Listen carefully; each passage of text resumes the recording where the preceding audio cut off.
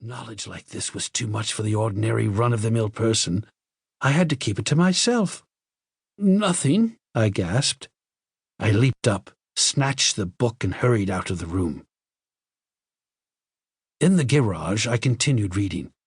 There was more. Trembling, I read the next revealing passage. He put his arm around Julia. Presently, she asked him if he would remove his arm. He immediately did so, with a smile. It's not said what was done with the arm after the fellow had removed it. Maybe it was left standing upright in the corner. Maybe it was thrown away. I don't care. In any case, the full meaning was there, staring me right in the face. Here was a race of creatures capable of removing portions of their anatomy at will. Eyes, arms, and maybe more, without batting an eyelash. My knowledge of biology came in handy at this point. Obviously, they were simple beings, unicellular, some sort of primitive single-celled things. Beings no more developed than starfish. Starfish can do the same thing, you know.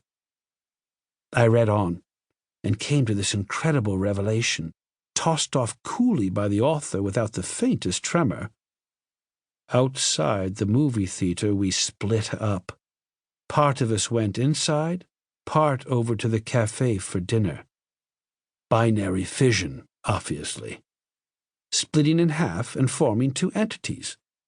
Probably each lower half went to the cafe, it being farther, and the upper halves to the movies.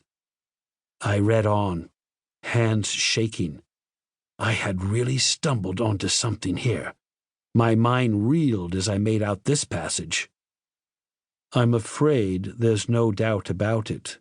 Poor Bibney has lost his head again. Which was followed by, and Bob says he has utterly no guts. Yet, Bibney got around as well as the next person. The next person, however, was just as strange.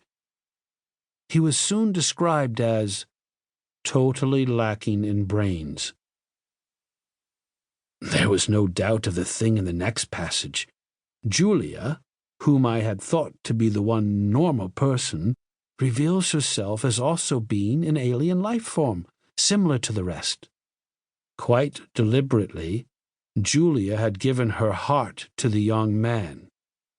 It didn't relate what the final disposition of the organ was, but I didn't really care. It was evident Julia had gone right on living in her usual manner, like all the others in the book, without heart, arms, eyes, brains, viscera, dividing up in two when the occasion demanded, without a qualm. Thereupon she gave him her hand. I sickened.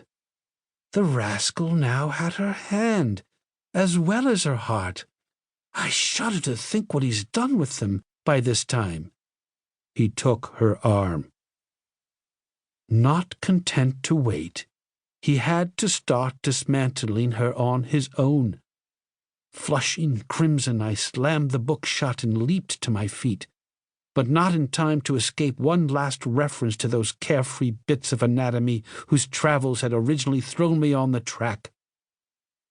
Her eyes followed him all the way down the road and across the meadow. I rushed from the garage and back inside the warm house, as if the accursed things were following me. My wife and children were playing Monopoly in the kitchen. I joined them and played with frantic fervor, brow feverish, teeth chattering. I had had enough of the thing.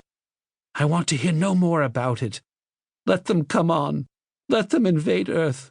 I don't want to get mixed up in it. I have absolutely no stomach for it.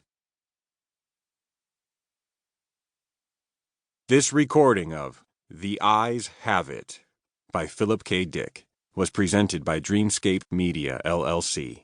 You can find this and many more Philip K. Dick short stories on Dreamscape's The Early Stories of Philip K. Dick. Sound recording copyright 2014, Dreamscape Media, LLC. Thank you for listening. Please check www.dreamscapeab.com for Dreamscape's latest release.